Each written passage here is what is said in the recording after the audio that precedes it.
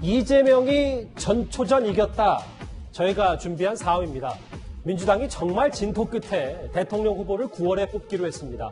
그러니까 경선 연기 없이 기존 원칙을 따르겠다는 것이긴 한데요. 그런데 당내 반발에도 결국 이재명 지사 측의 주장에 손을 들어준 셈이 되었습니다. 오늘 송영길 대표의 목소리부터 만나보겠습니다. 민주당 지도부는 현행 당헌 규정 원칙에 따라 대선 경선 일정을 진행하기로 최종 결정했습니다. 이 이견이 있었습니다만 지도부는 하나로 가야 된다는 합의하에 이견이 있는 최고위원님께서도 양해를 해주셨고요. 같이 힘을 하나로 모아서 이렇게 결정을 했습니다. 일단 대선 레이스가 이제 본격 시작이 됐네요. 여당에서.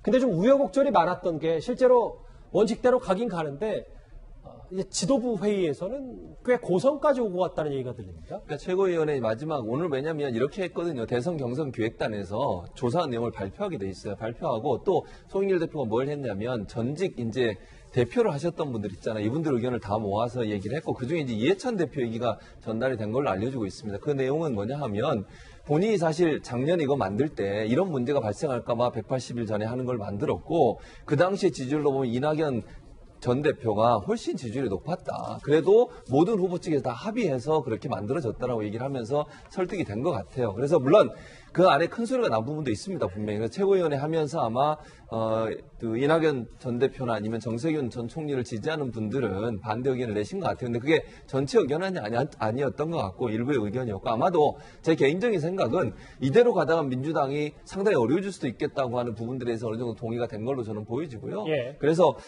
이 발표가 있은 이후에 사실 언론 보도를 보면 나머지 후보들, 예를 들면 이낙연, 정세균 후보도 다 그러면 대승적으로 받아들이고 경선에 나서겠다고 얘기를 했으니까 이게 왜냐면요. 제가 늘 말씀드렸지만 이게 또 미루면 원칙을 어기는 일이 돼요. 그런 분도 문제가 되고 자중전에 빠질 수 있는데 그걸 어쨌든 봉합했다는 점에서는 긍정적으로 평가할 것 같습니다. 뭐 물론 일단 봉합은 됐습니다만 아시다시피 이 경선을 미루냐 제때하냐 이걸 두고 민주당 내부 내홍 조짐까지 있었습니다. 그동안의 화면을 저희가 모아봤습니다. 현재 상황을 보면 이제 코로나 사태도 그렇고 상대가 어떻게 하느냐와 보조를 맞추는 것도 매우 중요하거든요. 좀 연기하는 것이 바람직하겠다고. 선거라는 것은 잔치 아닙니까? 잔치. 잔치집에 손님도 없는데 자기들 혼자 어떻게 잔치를 하는가? 문제는 우리 당에 대한 국민들의 신뢰가 훼손되고 결국은 소탄 대실의 결과가 되기 때문에 원칙을 지키는 게 중요하다 이렇게 생각합니다. 아니 당 대표를 왜 뽑았습니까? 당 대표의 존재 의미는 뭐냐? 저는 이렇게 말씀드리고 있습니다. 어쨌든 오늘 오전에 일단락이 됐습니다. 이현정 의원. 네. 유력 대권 주자인 이재명 지사의 손을 들어준 셈이다. 이 지사의 힘을 받다. 뭐 이렇게 해석해도 무리는 없습니까? 네, 저는 굉장히 이재명 지사에게 중요한 정책 승리다. 이렇게 보여집니다. 왜냐하면 이제 이 1차 리그가 사실상 이제 이 대선 경선의 중요한 분기점이었거든요. 근데 결국은 이재명 지사가 지금 지지하는 그룹이 상당히 많다. 더군다나 상임 고문급에서 지금 이해찬 전 대표가 상당히 이제 이재명 지사를 적극적으로 돕고 있다는 게 이번 상황에서 드러난 겁니다. 저는 이번 상황을 쭉 보면서요. 정세균 전 대표는 본인의 직접 입장을 통해 연기론을 이야기를 했는데 이낙연 전 대표 같은 경우는 본인의 입으로 강하게 지금 이야기를 하진 않았어요. 아하. 이제 그러다 보니 송영길 대표 입장에는 아니 이낙연 대표도 나한테 그냥 원래대로 하는 게 낫다고 이 얘기를 해버린 거예요. 근데 주변 의원들이 이낙연계 의원들이 막 반발을 했지만 결정적으로 이낙연 대표가 깃발을 꼽지 않은 겁니다. 그게 결정적인 저는 패착이라고 보는 거거든요. 바로 이낙연 전 대표의 한계를 저는 이번에 보면 드러냈다. 야, 본인이 예를 들어서 이게 아니다 그러면 본인이 직접 나서서 뭔가 연대를 형성해서 이 밀어붙였다라면 저는 상황도 좀 달라질 수 있었다 보는데 문제는 본인은 뒤로 빠지고 해당 그 개파 의원들은 그냥 앞장서고 이러니까 이게 사실 헷갈려 버린 거예요. 그러니까 여기 명분이 없어져 버린 거거든요. 그런 면에서 보면 결국은 이재명 지사가 자신의 진영은 똘똘 뭉치게 만들었다. 이번 계기를 통해서. 그리고 상당한 세가 이재명 지사한테 있다는 게 확인되어 버렸다.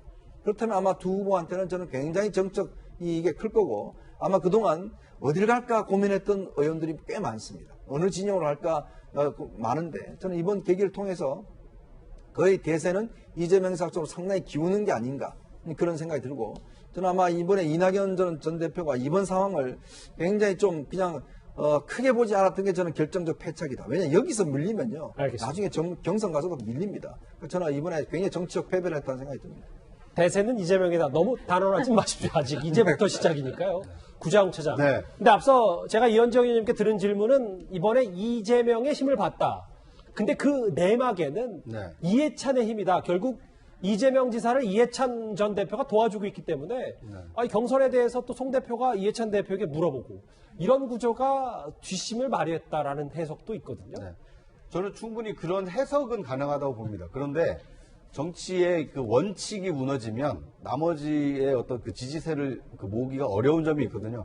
특히 이번 4월 7일 이 서울시장과 이 부산시장 보궐선거의 참패의 원인이 뭐냐면 자신들이 뭔가 이 선거의 그 보궐선거의 원인을 제공하면 이 출마하지 않겠다라고 얘기했던 당원 당규를 개정해서 무리하게 출마한 것에 대한 어떤 국민적 반발과 저항이 상당히 있었거든요. 예. 그런데 이번 이 대선 후보 선출 일정의 경우에도 자신들이 지난해 전당대회를 통해서 통과시킨 당원 당규에 6개월 이내에 선출하도록 돼 있는 이 원칙을 아무런 이유와 아무 뚜렷한 그 분명한 그 사유 없이 뭐 천재지변이라든지 불가항력인 요소가 없음에도 불구하고 특정 후보의 어떤 유불리 상황에 따라서 연기해야 된다. 이것은 무원칙한 연기론이었거든요. 이런 점에서 보면 원칙을 지키고 이 원칙 있는 어떤 대선 경선에 돌입한 것이 예. 더 많은 국민을 설득하는데 도움이 될 것이다. 이런 합리적인 선택의 결과가 그 대선 일정을